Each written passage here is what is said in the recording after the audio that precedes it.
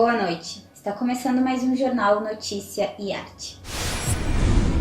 Hoje nós vamos falar sobre a arte africana.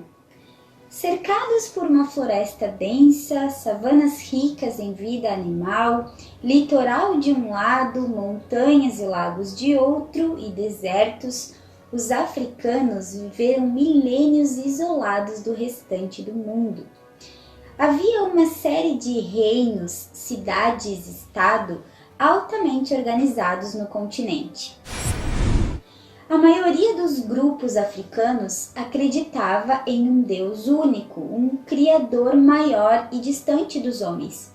Em cada etnia, esse Deus recebia um nome diferente. Os Ashanti o chamavam de On-Ia-Kopoa, os Eye de Maau e os Orubá de Olorum. Dentro das diversas crenças, haviam também cultos a forças da natureza, que ganharam personalidades humanas, os chamados orixás. Mas afinal, e a arte africana? Grande parte do que vamos falar hoje se baseia em um livro de arte e tradições africanas escrita por um antropólogo britânico Frank Willett, que escreveu esse livro em meados de 1970, ele que era um especialista em arte africana. Vamos ver mais detalhes com a nossa repórter. A primeira coisa que devemos ter consciência é que a África é um continente enorme e assim como o Brasil, por exemplo, há diferenças nas regiões. Por exemplo, nós aqui no Rio Grande do Sul tomamos chimarrão, nos alimentamos de determinada forma, dançamos músicas gauchescas. Por outro lado, lá no Nordeste do país, não se toma chimarrão e as danças são completamente diferentes. A mesma coisa acontece quando olhamos para o continente africano.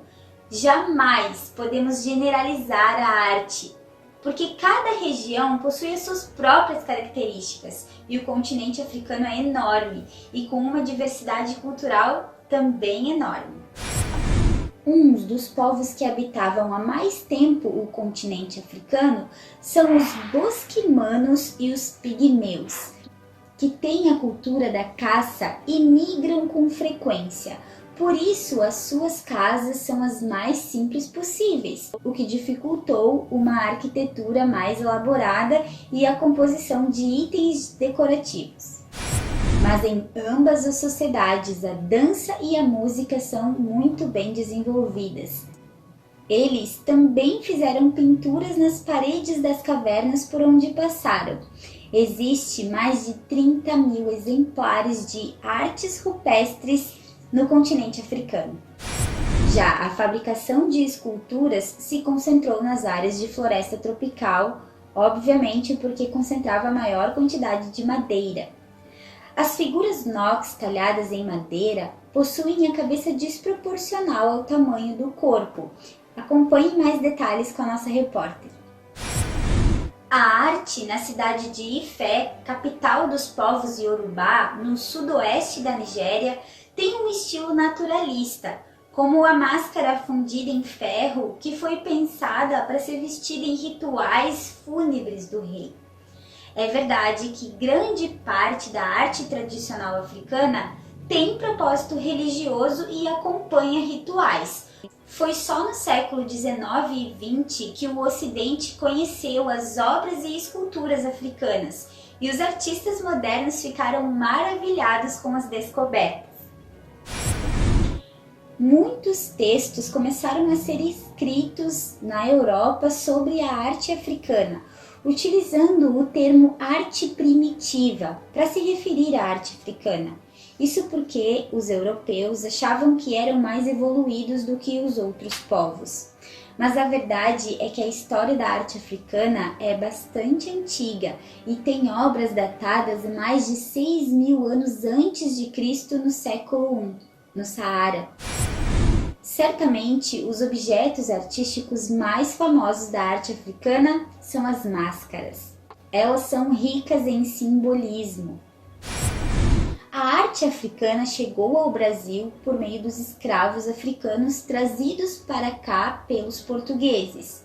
Os temas da arte africana eram geralmente relacionados ao cotidiano, à religião e a elementos da natureza.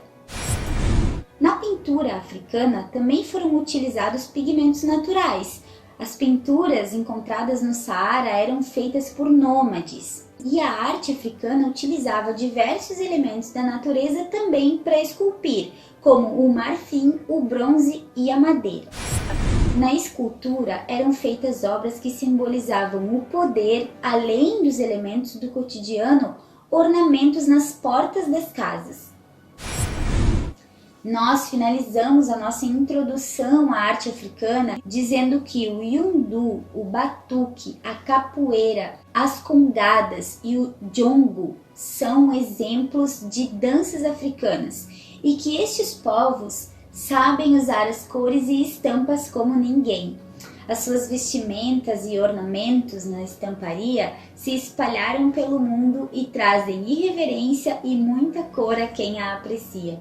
Nós ficamos por aqui e até a próxima edição. Boa noite!